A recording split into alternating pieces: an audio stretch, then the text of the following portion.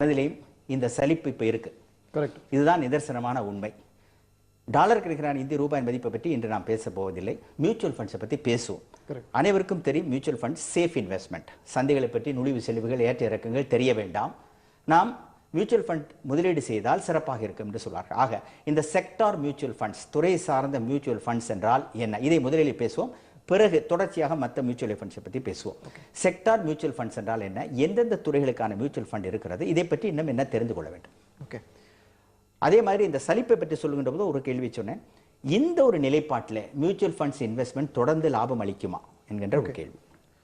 துறை சார்ந்த mutual fund அப்படின்னா என்ன, செக்டோரல் மியூச்சுவல் ஃபண்ட்னா என்ன அப்படின்னா, அதுவும் பங்குச்சந்தை சார்ந்த ஒரு பரஸ்பர நிதி திட்டம், மியூச்சுவல் ஃபண்ட் திட்டம் அப்படின்னு தான் சொல்லணும். அந்த பங்குச்சந்தை சார்ந்த திட்டங்கள்ல ஒரு குறிப்பிட்ட பிரிவில் மட்டும் அவங்க முதலீடு பண்றாங்க. இப்போ எஃப்எம்சிஜி, கன்சியூமர் குட்ஸ் இருக்கக்கூடிய கம்பெனிஸ்ல மட்டும் இன்வெஸ்ட் பண்றாங்க அப்படின்னா அது வந்து ஒரு செக்டோரல் ஃபண்ட்.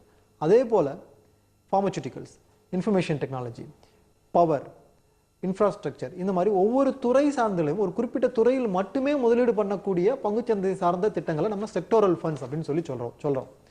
இதுல இந்த செக்டோரல் ஃபண்ட்ஸ்ல அந்த ஒரு குறிப்பிட்ட துறை மட்டுமே எப்படி பெர்ஃபார்ம் பண்ணுது அப்படின்றத பொறுத்து தான் நமக்கு ரிட்டர்ன்ஸ் கிடைக்கும். இப்போ உதாரணமாக ஒரு எஃப்எம்சிஜி ஃபண்ட் இருக்கு அப்படின்னா, எஃப்எம்சிஜி கடந்த 2-3 வருடங்களாக நல்லா பெர்ஃபார்ம் பண்ணிட்டு வருது.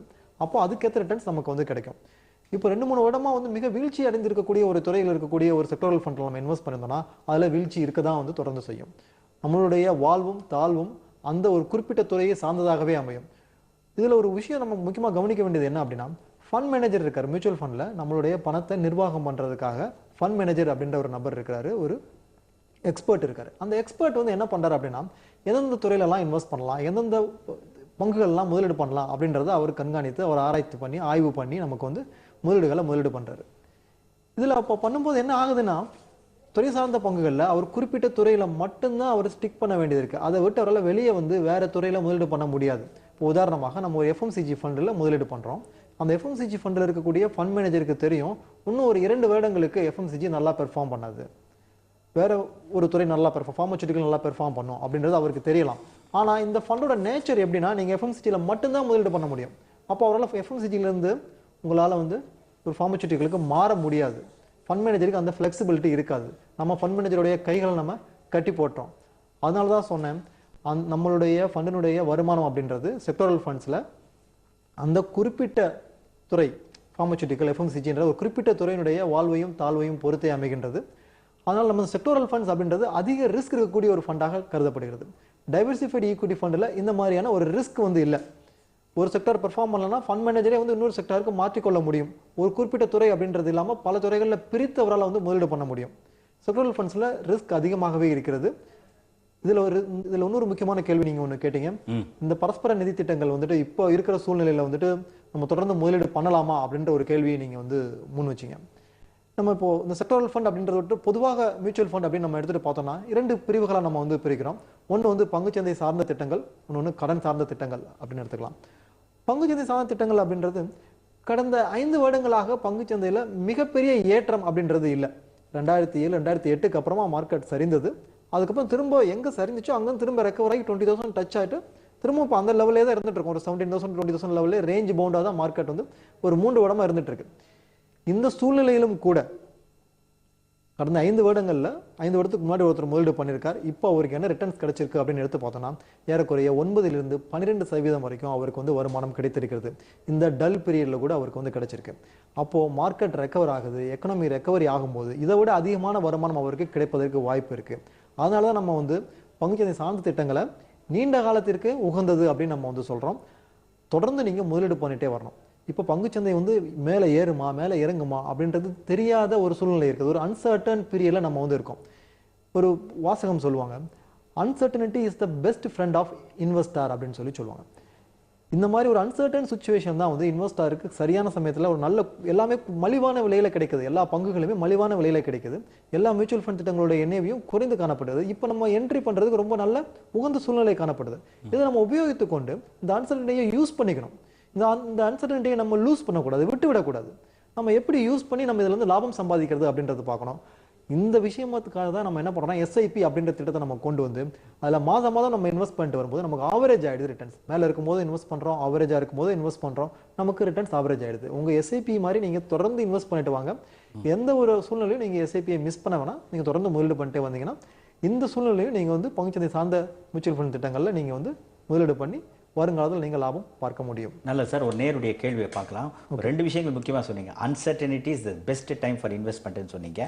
அதே மாதிரி எஸ்ஐபி முறை மாதம் அடிப்படையில் செஞ்சா சிறப்பா இருக்குன்னு சொன்னீங்க. மூன்றாவது, இவ்வளவு சுமாராக இருந்தாலும் பங்குச்சந்தைகள் தொடர்ச்சியாக 2-3 ஆண்டுகளாக 9% 12% ஒட்டுமொத்தமாக கொடுத்திருக்காங்க. 5 வருடங்கள்ல 9-12% ஆண்டு வருமானமாக கொடுத்திருக்கீங்க. ஒரே ஒரு கேள்வி, இன்ஃப்ராஸ்ட்ரக்சர் ஃபண்ட் எடுத்துக்கிடுவோம். பங்குச்சந்தையில சொல்றவங்க என்ன சொல்லுவாங்கன்னா, இன்ஃப்ராஸ்ட்ரக்சருக்கு நேரமாகும், அதனால லாங் டேர்முக்கு தான் ரிசல்ட் நல்லா இருக்குன்னு. அந்த மாதிரி செக்டார் மியூச்சுவல் ஃபண்ட்ஸ்ல இன்ஃப்ராஸ்ட்ரக்சரை பத்தி முதல்ல கேட்போம். நேருடைய கேள்வி எடுத்துட்டு இந்த கேள்வி தொடர்ந்து பேசுவோம். வணக்கம், வர்த்தக உலகம். ஹலோ. வணக்கம் sir. Yes sir. Gokul sir. Gokul, சொல்லுங்க, கேள்வி என்ன சார்? எனக்கு மியூச்சுவல் ஃபண்ட் பத்தி இது வரைக்கும் தெரியாது. Okay sir. எப்படி அதுல இன்வெஸ்ட் பண்றது? குறைஞ்ச நாளைக்கு எவ்வளவு நாளைக்குள்ள முதலீடு பண்ணலாம்? எப்படி திரும்பி ரிட்டர்ன் பண்ணலாம்? சரி. அடுத்தது அதுல ரிஸ்க் அதிகம் உள்ளது இருக்கு, ரிஸ்க் கம்மியா உள்ளது இருக்குங்கிறாங்க. அதை பத்தி எனக்கு விளக்கம் சொல்லுங்க. இதை எப்படி முதலீடு பண்றதுங்கிற விளக்கமும் இருக்கு. சரி, இப்போ நீங்க வந்து எவ்வளவு முதலீடு செய்யலாம்னு இருக்கீங்க மியூச்சுவல் ஃபண்ட்? 1 lakh. 1 lakh. உங்க வயது என்னையா? என் வயது 32 சார். 32. 1 லட்சத்தோட துவக்குறீங்க. எப்படி செய்யலாம்? மினிமம் எவ்வளவு செய்யலாம்? ரிஸ்க் இது உள்ளது இருக்கு, அதுல ரிஸ்க் கம்மியா உள்ளது இருக்குங்கிறாங்க. குறைஞ்ச நாள் எவ்வளவு நாள்ல ரிட்டர்ன் எடுக்கலாங்கிற வழி எனக்கு தெரியும். ஓகே கோகுல், சிறந்த கேள்வி. ஓகே, தொடர்ந்து நிகழ்ச்சி பாருங்க. இப்போ நீங்க உங்களுக்கு 1 லட்சம் ரூபாய் கையில இருக்கு அப்படின்ற பட்சத்துல நீங்க நீண்ட கால அடிப்படையில் நீங்க முதலீடு பண்ணும்போது என்ன பண்ணலாம்? உங்களுக்கு பங்குச்சந்தை சார்ந்த ஈக்விட்டி மியூச்சுவல் ஃபண்ட்ஸ் வந்து ரொம்ப உகந்ததாக வந்து இருக்கும். 5 to 7 வருடங்கள் நீங்க வந்து முதலீடு பண்ற மாதிரியான கால அவகாசம் உங்களுக்கு தேவைப்படும். அதுக்காக 1 லட்சம் ரூபாய் நீங்க முழுமையாக நீங்க வந்து பங்குச்சந்தை சார்ந்த திட்டங்களிலேயே போடணுமா அப்படின்னா அது உங்களுடைய ரிஸ்க் எடுக்கக்கூடிய தன்மையை பொறுத்து இருக்குது.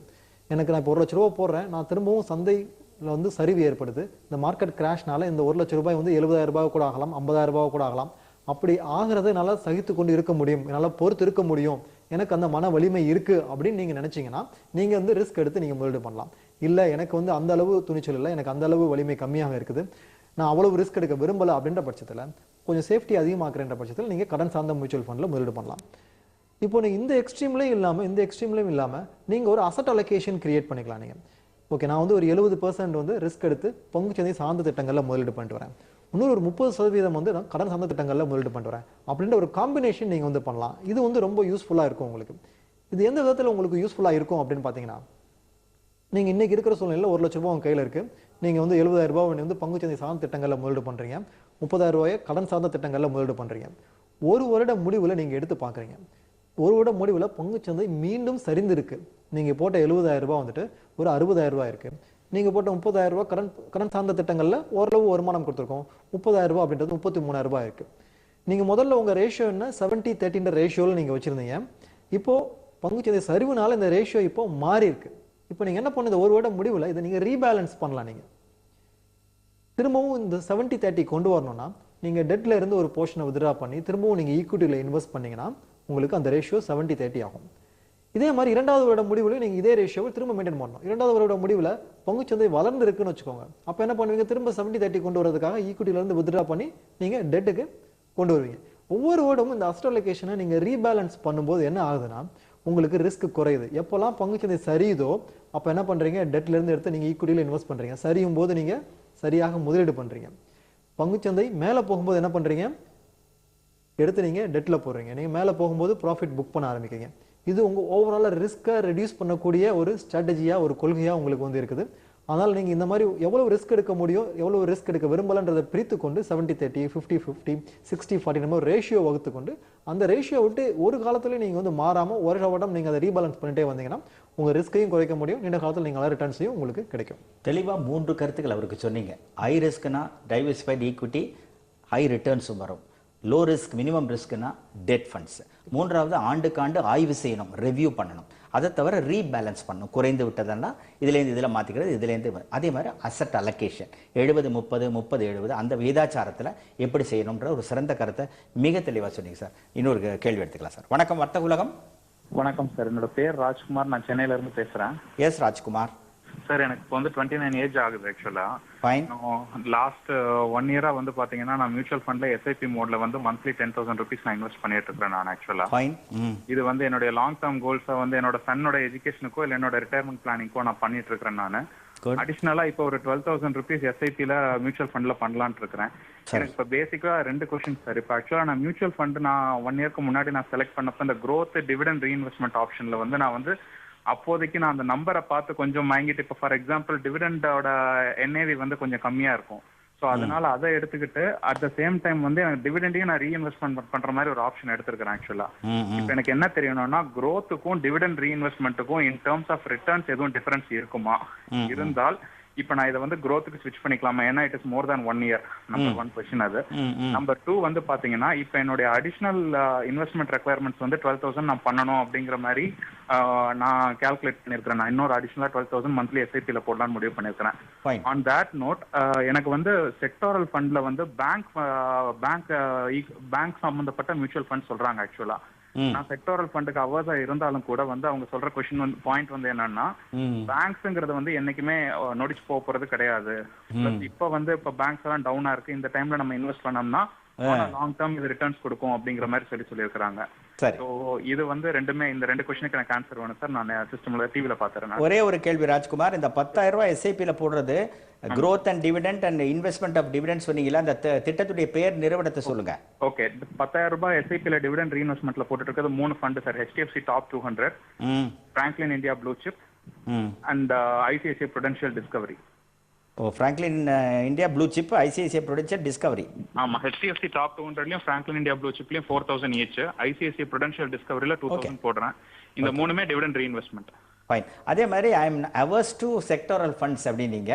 அது என்னன்றதை பார்த்துருவோம். 12,000 ஆனாலும் செக்டோரல் ஃபண்ட்ல போடலாமான்றதும் கேள்வி, முதல் கேள்வியும் தெளிவா சொல்லிட்டீங்க. ஓகே ஓகே சார், நன்றி. நிகழ்ச்சி பாருங்க ராஜ்குமார். நீங்க 3 ஃபண்டில் வந்து நீங்க வந்து இன்வெஸ்ட் பண்ணிட்டு வரீங்க. எஸ்ஐபி நீங்க இன்வெஸ்ட் பண்ணிட்டு வரீங்க. HDFC top 200, Franklin India Blue Chip, ICICI Discovery, இந்த மூணுமே நல்ல ஃபண்ட். நீங்க தொடர்ந்து வந்து நீங்க வந்து இதில் முதலீடு பண்ணிட்டு வரலாம். அதில் எந்த ஒரு குறையுமே இல்லை. நீங்க டிவிடெண்ட் ரீஇன்வெஸ்ட்மெண்ட்ல வச்சுக்கிறேன், நான் growth ஆப்ஷன்ல வச்சுக்கிறேன், இது ரெண்டுல எது பெட்டரா இருக்கும் அப்படின்றது உங்களுடைய கேள்வியா இருந்துச்சு. ஈக்விட்டி ஃபண்டை பொறுத்த வரைக்கும் டிவிடெண்ட் ரீஇன்வெஸ்ட்மெண்ட்டுக்கும் growth ஆப்ஷனுக்கும் எந்த விதமான டிஃபரன்ஸுமே கிடையாது. அது ஒரு காலத்துல வந்து டிவிடெண்ட் வந்து டாக்ஸபிளா இருந்துச்சு, அப்போ இப்போ வந்து டாக்ஸ் ஃப்ரீ ஆயிடுச்சு. அப்போ growth ஆப்ஷன் நமக்கு பெனிஃபிட்டா இருந்துச்சு. ரெண்டுக்குமே டிஃபரன்ஸ் இருந்தது. நீங்க லாங் டேர்முக்கு இன்வெஸ்ட் பண்ணும்போது டிவிடெண்ட் ரீஇன்வெஸ்ட்மெண்ட்டுக்கும் growth ஆப்ஷனுக்கும் உங்களுக்கு எந்த டிஃபரன்ஸுமே வந்து இருக்காது. ரிட்டர்ன்ஸ் வைஸ் ரெண்டுமே பைசா வைஸ் உங்களுக்கு வந்து ஈக்குவலா தான் வரும். ஒரு டிஃபரன்ஸ் கூட உங்களுக்கு வந்து வராது. உங்களுக்கு நீங்க இது டெட் ஃபண்ட்லனா உங்களுக்கு வேற மாதிரி வரும். ஈக்விட்டி ஃபண்ட் தான் உங்களுடைய சப்ஜெக்ட் அப்படின்றதுனால அதுல வந்து எந்த டிஃபரன்ஸுமே இருக்காது. நீங்க டிவிடெண்ட் ரீஇன்வெஸ்ட்மெண்ட்லயே கண்டினியூ பண்ணிட்டு வரலாம். உங்களுக்கு வேற ஒண்ணுமே கிடையாது உங்களுக்கு. தென் நீங்க வந்து செக்டோரல் ஃபண்டுக்கு வந்து நீங்க அவர்ஸ்னு சொல்லியிருக்கீங்க. நானும் நிகழ்ச்சியில ஆரம்பத்தில் அதுதான் சொன்னேன். செக்டோரல் ஃபண்ட்ஸ்ல ரிஸ்க் அதிகமாக இருக்கிறது. ஒரு துறையை மட்டுமே நீங்க சார்ந்திருக்கக்கூடிய சூழ்நிலை உருவாகுது. ஒரு துறையை மட்டும் சார்ந்திருக்கும் போது என்ன ஆகும்னா, அதை விட மிக நல்ல துறை வந்து ஒன்று உருவாகும் போது அந்த துறையில் இருக்கக்கூடிய பங்களிப்பை நம்ம வந்து ரிட்டர்ன்ஸை நம்ம எடுத்துக்க முடியாது. நம்ம அதில் லாபம் பார்க்க முடியாது. மிஸ் பண்ணிடுவோம். இன்னொன்று, நம்ம ஒரு அவுட்லுக் சொல்றாங்க இல்லையா, பேங்கிங் வந்து என்னைக்குமே வந்து லாஸ் கொடுக்காது, உங்களுக்கு என்னைக்குமே திவால் ஆகாது. பேங்க்ஸ் வந்து என்னைக்குமே உங்களுக்கு பாசிட்டிவ் ரிட்டர்ன்ஸ் கொடுக்கும். இப்போ இருக்கிற சூழ்நிலையில் பேங்க்ஸ் ரொம்ப அட்ராக்டிவாக தோணுது அப்படின்றது இது பொதுவாகவே வந்து ஒரு இல்லூஷன் வந்து கிரியேட் ஆகும். எப்பவுமே ஒரு துறையை பொறுத்த வரைக்கும் நெக்ஸ்ட் 3 இயர்ஸ்க்கு ரொம்ப அதிகமாக பெர்ஃபார்ம் பண்ண போகுது அப்படின்ற ஒரு இல்லூஷனை இது எப்பவுமே பல சமயங்களில் இது கிரியேட் பண்ணியிருக்கு. உதாரணமாக பார்த்தீங்கன்னா இயர் 2000ல வந்துட்டு இதே மாதிரி ஒரு இல்லூஷன் கிரியேட் ஆச்சு. டெக்னாலஜி தான் வந்து நெக்ஸ்ட் ஒரு 5 இயர்ஸ் 10 இயர்ஸ்க்கு பெரிய மாற்றத்தை உண்டு பண்ண போகுது அப்படின்னு சொல்லிட்டு அது சார்ந்த பங்குகள்லாம் அதிகமாக வந்து மேலே போச்சு. அதே மாதிரி 2007க்கு முன்னாடி வந்து ரியல் எஸ்டேட் இன்ஃப்ராஸ்ட்ரக்சர் அதிகமாக மேலே போச்சு. ஆனால் உண்மை என்ன ஆச்சு அப்படின்னு பார்த்தீங்கன்னா இல்லை, செக்டோரல் ஃபண்ட்ஸ் வந்து ஒரு சரிவை சந்திச்சிருக்கு. ஆனால் செக்டோரல் ஃபண்ட்ஸை அவாய்ட் பண்ணுறது மிகவும் நல்லது.